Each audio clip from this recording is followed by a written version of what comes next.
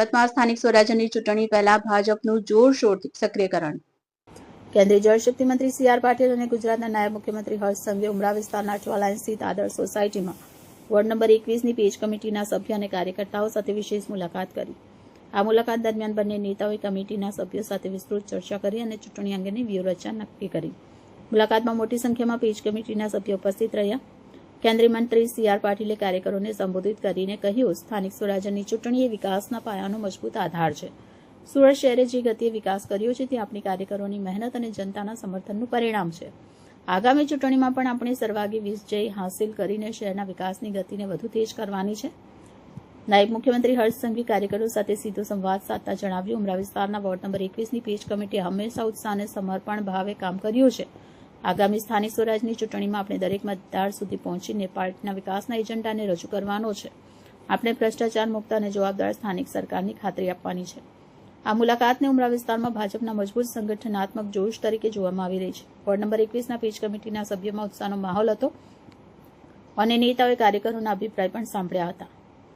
સ્થાનિક નેતાઓના જણાવ્યા અનુસાર આવનાર દિવસોમાં સમગ્ર સુરત શહેરમાં પાર્ટી દ્વારા જનસંપર્ક અભિયાન ઝુંબેશ હાથ ધરવામાં આવશે. ઉલ્લેખનીય છે કે સુરત મહાનગરપાલિકા સહિતની સ્થાનિક સ્વરાજ સંસ્થાઓની ચૂંટણી આવનાર સમયમાં યોજાવાની સંભાવના છે, જેના પગલે તમામ રાજકીય પક્ષોએ પોતાની કમર કસી લીધી છે. ભાજપના ઉચ્ચ સ્તરીય નેતૃત્વના ઉમરા પ્રવાસે સ્થાનિક કાર્યક્રમોમાં નવો જોશ ભરી દીધો છે. મારું નામ અમિત સીતારામ જયસ્વાલ, વોર્ડ નંબર 21 ઉપપ્રમુખ. આજ રોજ માનનીય કેન્દ્ર જળશક્તિ મંત્રી શ્રી સી.આર. પાટીલ સાહેબ, માનનીય નાયબ મુખ્યમંત્રી શ્રી હર્ષભાઈ સંઘવી સાહેબ, સુરત શહેરના લોકલાડીલા પ્રમુખ શ્રી પરેશભાઈ પટેલ સાહેબ, અમારા યુથ ફોર ગુજરાતના અધ્યક્ષ શ્રી જિગ્નેશભાઈ પાટીલ સાહેબની તમામની ઉપસ્થિતિ આજે બૂથ નંબર 69 વોર્ડ નંબર 21 આદર્શ સોસાયટી પછાતવાદ ખાતે થયેલ હતી. આજ રોજ આગામી જે ચૂંટણી આવે છે સ્થાનિક સ્વરાજની, તે બાબતે અમારા સાહેબશ્રીઓએ જે હાજર હતા તેમણે અમને માર્ગદર્શન પૂરું પાડેલું હતું તથા પેજ કમિટીના કાર્યકર્તાઓ બી અમે આજે તમામ હાજર હતા. મારું નામ ગૌરાંગ કાંતિભાઈ ભાગ્યવાલા, ભારતીય Janata Party Yuva Morcha policy and research cell in charge.